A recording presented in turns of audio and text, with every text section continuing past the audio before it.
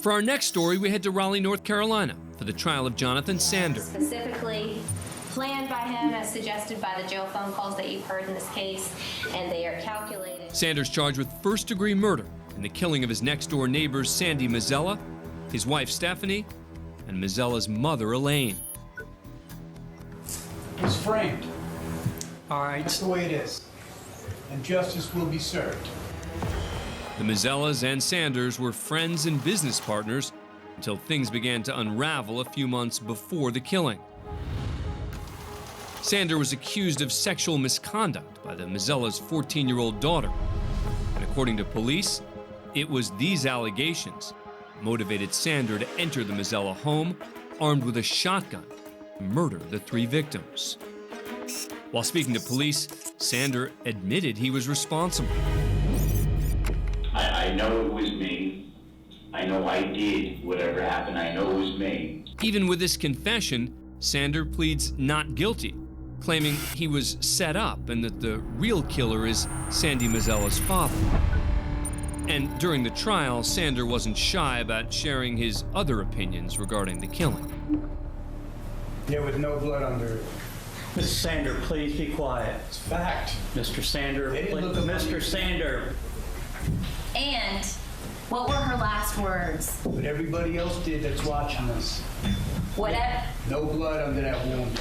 Mr. Sander, please This is be. my life involved. I was framed. Remove him from the courtroom, please. Remove me from the court. Hey, stop it! Hey.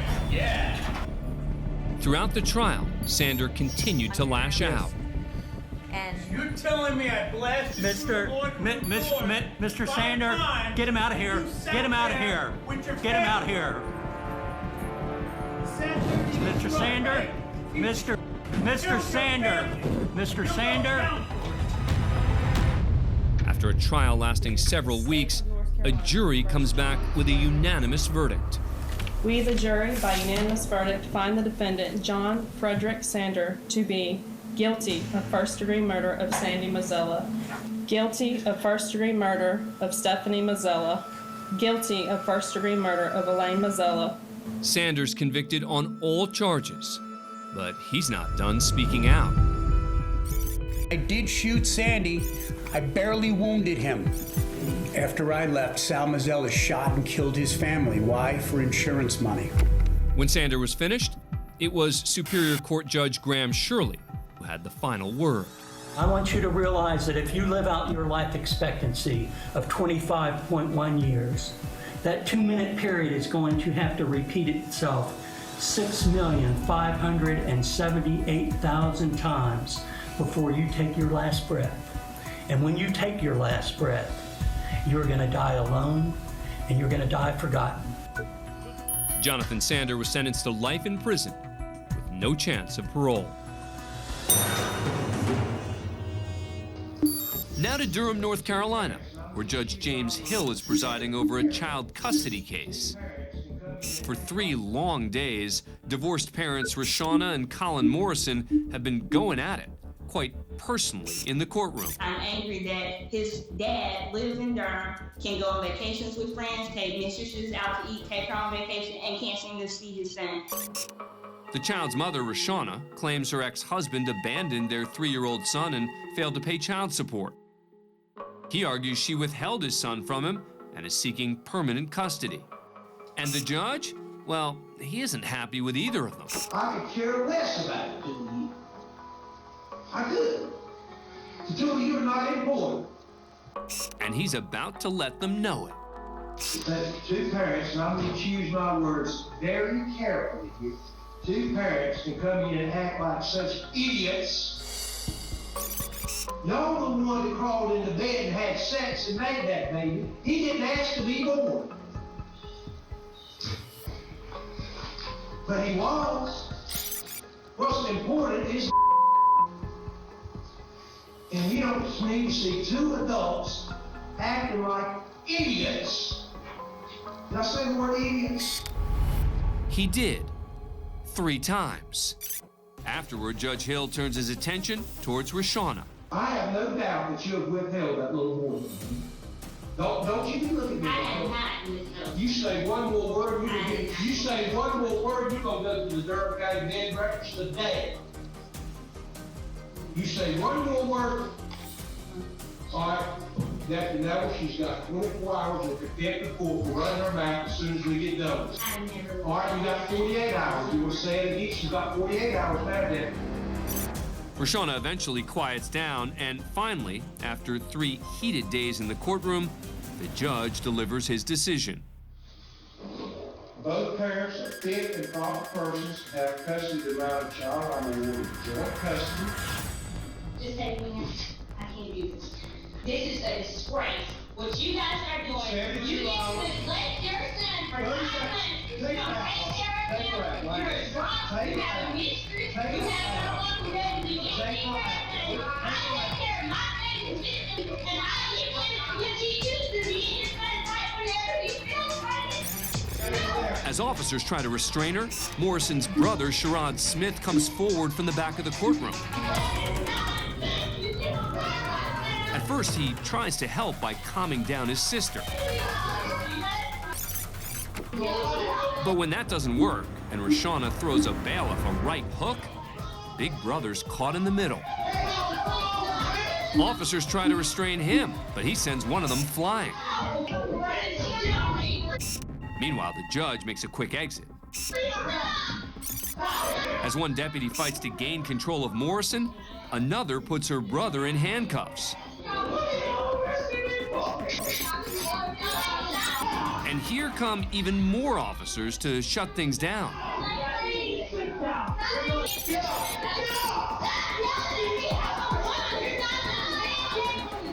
As Morrison and Smith are taken away, a third person is also restrained in the back of the courtroom, their mother.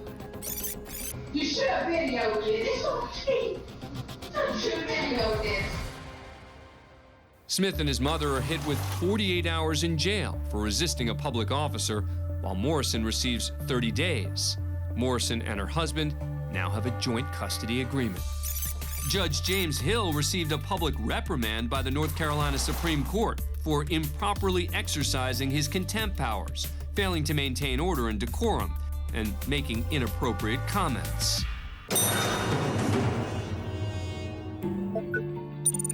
Next, we go to Haywood County, North Carolina, for the case against Tony Coleman.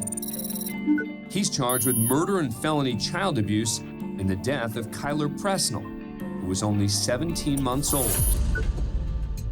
Kyler was staying with Coleman, the child's step-grandfather, since both of his parents were incarcerated at the time. The baby was found unresponsive by Coleman's wife, Sabara, who had returned from work and called 911. I got a 17-month-old not breathing. Please hurry. How do we know he's not breathing? He's blue. I'm a CNA. My husband's doing CPR. Responders initially thought Kyler died of carbon monoxide poisoning, but an autopsy revealed he died from blunt force trauma to the head.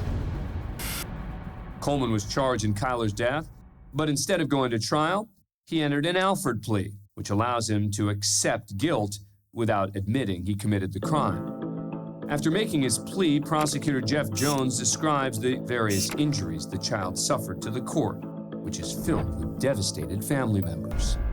Mainly, there's an injury that is up here in the front left side of the head on the outside, and a corresponding injury in the back right side of the brain, which the pathologist tells us is indicative of a forceful head strike. But as Jones continues to describe the injuries, it becomes too painful for one member of the gallery. You're lucky, motherfucker.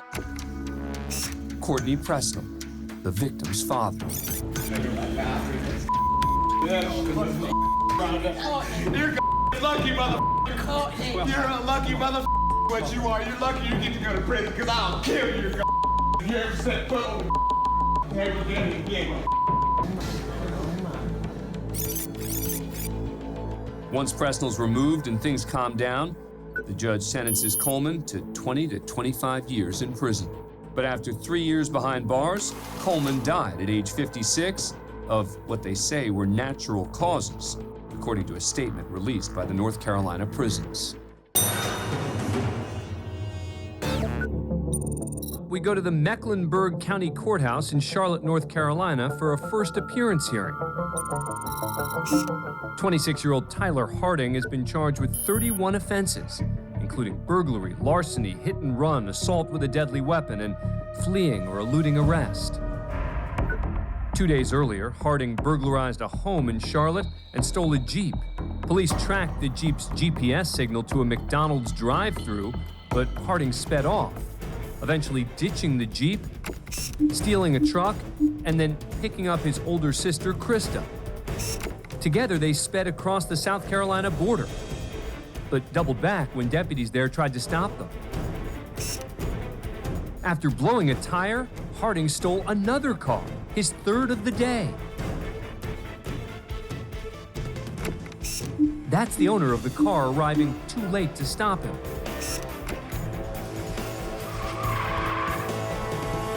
At this point, Harding continues on without his sister, who was soon apprehended on scene by local police.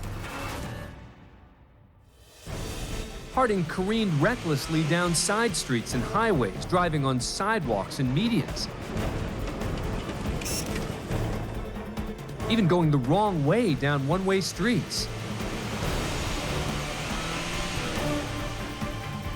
Until